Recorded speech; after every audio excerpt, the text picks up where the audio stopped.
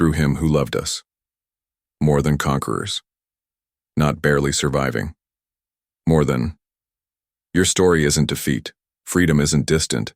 It's a daily decision fueled by his power. Challenge. Don't just listen. Act now. Before this ends, choose. What's one thing to surrender? One habit to replace? One step before sunset? Write it.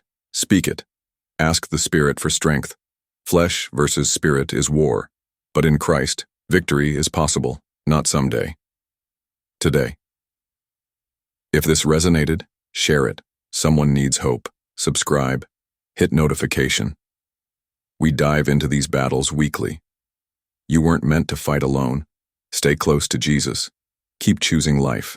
Remember, the struggle is real, but so is your victory in him. But hear this. Grace isn't a sin excuse. It's change power. If grace hasn't changed your appetite, you've misunderstood it. Titus 2:11-12. Grace teaches us to say no to ungodliness. Grace is a teacher, not a cover-up. Pause. Picture standing at a crossroads. One path, flesh, instant gratification, no surrender.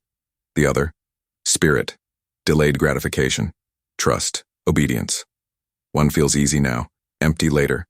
The other hard now, full later. Which path do you choose unseen? Practical help. Plan your escape before temptation hits. 1 Corinthians 10:13 promises God provides a way out, but you must look. Ask, when I feel weak, what will I do? Call someone, play worship, walk, replace the pattern before it starts. Surprise weapon? Sometimes victory starts with sleep. Seriously, Elijah wanted to die post-battle. God's first move? Feed him. Tell him to rest. Why? Exhaustion breeds vulnerability. Care for your body. It's part of the spiritual fight. Deeper still, this battle is about intimacy. Knowing Jesus dims the counterfeit's appeal. John 15:4. Remain in me, and I in you. Not one time, daily, hourly, like breathing, constant, vital. How close do you want to be? Close enough to hear his whisper over temptation's roar? Possible, but it demands choices. Small, hidden, consistent. Think of faith heroes you admire. They didn't arrive overnight. They mastered feeding the spirit. They guarded eyes, ears, heart. They starved the flesh on purpose. You can too. Faithfully, not perfectly. Every spirit choice proves, I am not a slave anymore. Romans 6:14. Sin is no longer your master. Let that sink deep. You feel chained, but in Christ, the lock is shattered. Shattered lock. Why live bound? Because freedom must be walked out. Chains can snap instantly. Habits rebuild slowly. That's okay. God wants more than behavior. He wants your heart. That's the hardest surrender. Giving him not just Sunday, but your screens, thoughts, desires. Letting him rewrite lifelong scripts. It feels like death first, but Jesus promised, lose your life for me, find it. Matthew 16:25. What will you choose today? Keep feeding what kills, or let the Spirit breathe life into dead places? Truth. You're stronger than you feel. Not because of you, because God's Spirit lives in you. The same power that raised Christ fights for you now. Pause, ask. Are you battling spiritual forces with human strength? Be honest. How's that working? Maybe it's time to surrender. Not to sin, but to the one who crushed it. Sit with this truth. The struggle isn't failure. It's proof you belong to Jesus. Dead men don't fight. Only those with his life feel this war. That's good news, even when it aches. Your perceived weakness might be God's presence in you. So, tomorrow, before distractions flood, speak this aloud. Spirit of God, lead me today. I can't do this without you. See how different the day feels when you feed the right fire first. This is just the start. What weapons has God given you to win? How break the cycle when temptation drowns out truth? Let's unpack how we fight. Quoting "Walk by the Spirit" sounds holy. But when temptation strikes at 11 p.m. alone, it feels like a faint echo. Raw truth. You can't kill the flesh by ignoring it. Wishing won't work. You must replace what feeds it. The Spirit doesn't just remove, He fills. Ephesians 5:18, be filled with the Spirit. Why? An empty heart hunts for satisfaction. Starving? Offered junk food? You'll take it, not for love, but emptiness. Sin's the same. A hungry soul grabs the flesh's quick fixes, lust, gossip, anger, pride. But feed on God's presence? Counterfeits lose their lure. What have you been feeding on? What fills your mind the first and last 30 minutes of your day? Those moments set which fire burns brighter. Get practical. Start your day with a verse, not a feed. Try Galatians 5:16. Walk by the Spirit and you won't gratify the flesh's desires. Write it. Stick it on your mirror. A mindset on the Spirit loosens the flesh's grip. Walking by the Spirit isn't just reading a verse. It's making space for God in small choices. Lord, before I text, scroll, react, lead me. That's dependence. The world calls dependence weakness. God's kingdom calls it strength. Why?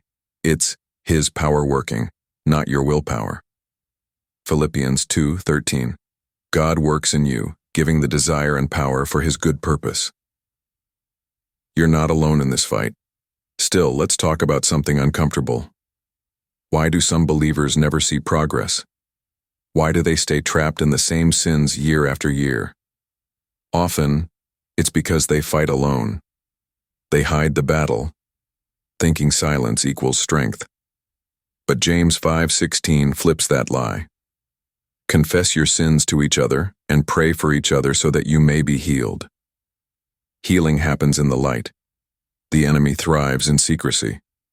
If you've been stuck, maybe it's time to bring someone you trust into the fight. A mentor, a friend, someone who loves Jesus and loves you enough to speak truth. That one decision could break chains that years of trying alone never did. Now let's tackle another myth. If I fail, I might as well give up. That is one of the enemy's favorite lies. Failure doesn't define your identity. Proverbs 24:16 says, though the righteous fall 7 times, they rise again. You fall, you rise. Why? Because righteousness isn't based on your flawless record. It's based on Jesus' finished work. One question changes everything. What will you die to so you can truly live? That's the war's heart. Life through death. Jesus' words. If anyone follows me, deny yourself, take up your cross, follow me. Matthew 16:24. Order, deny, take up, follow. You can't clutch the flesh and walk in the Spirit. One must die for the other to thrive. Dying to self sounds brutal, like losing joy, freedom. That's the enemy's lie. Surrender steals life. Jesus flips it. Lose your life for my sake, find it. Matthew 16:25. So do you believe Him? Every temptation tests belief. Is God enough? Is His way better? Believe it. Obedience becomes trust, not duty. Picture holding something, a habit, relationship, secret sin, impossible to release. God whispers, let go. The flesh screams, let go, you'll be empty. The Spirit whispers, let go, you'll be full. Which voice wins? This battle gets intimate. It's not just avoiding sin, it's choosing a person. Romans 13:14. Clothe yourselves with Christ. Don't plan to satisfy fleshly desires. Key, don't just strip off sin. Put on Christ. Fill the space with Him. An empty heart hunts substitutes. Maybe you ask, but I've failed so often. Prayed, tried, cried, still fell. Hear this. Your failures don't shock God. He knew the war's ferocity. That's why He gave Himself. The Holy Spirit isn't a distant coach. He's in you, empowering, reminding, convicting, comforting.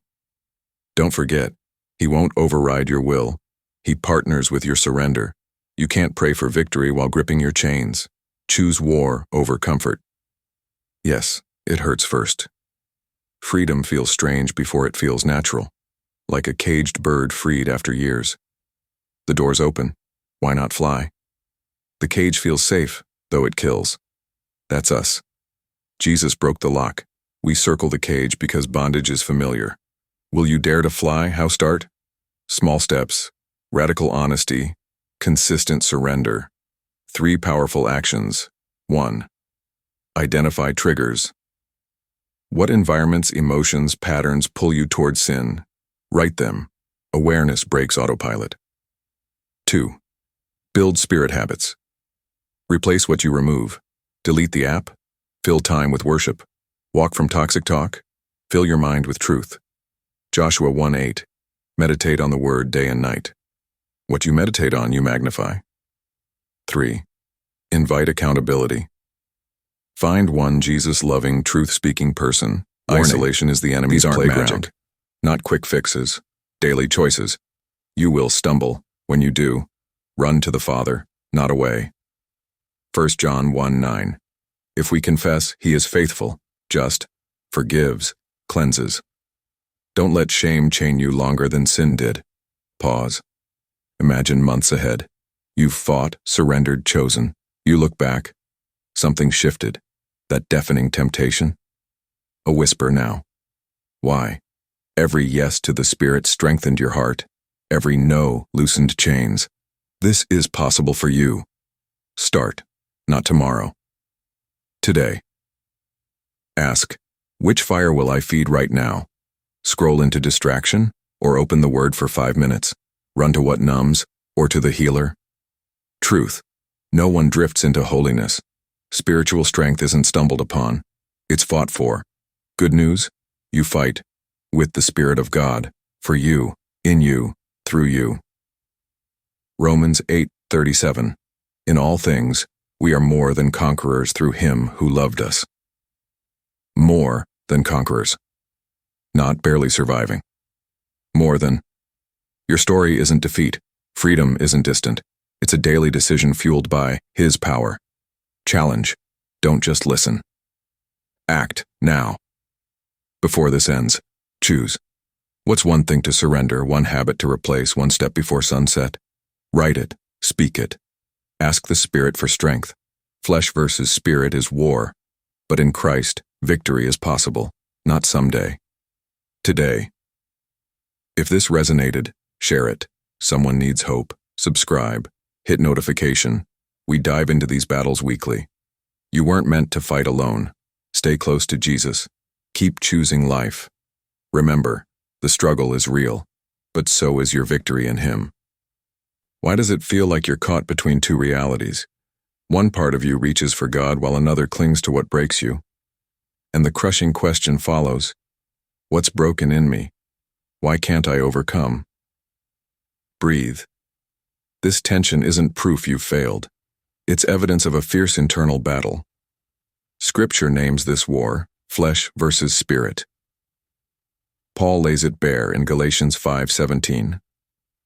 The flesh craves what opposes the spirit, and the spirit what opposes the flesh. They are locked in conflict. Did you hear that? Conflict. Not weakness. Not hypocrisy. Conflict. Your struggle means you're alive in Christ. But why is this fight so relentless? Why can't we choose God once and be free of sin's pull? Simpler, yes. Yet God didn't create robots. He gave you a heart to love him freely.